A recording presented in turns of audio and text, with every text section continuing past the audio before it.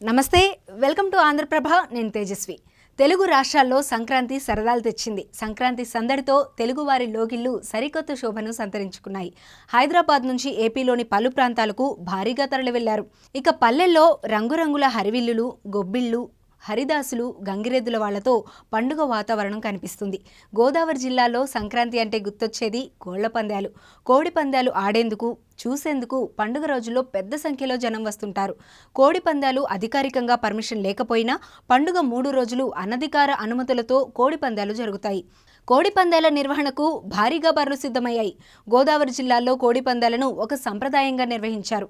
ఈ పందాల్లో కోట్లాది రూపాయలు చేతులు మారుతున్నట్లు తెలుస్తోంది. ఇక భీమవరంలో అయితే కోడి పందాలు జోరుగా సాగుతున్నాయి.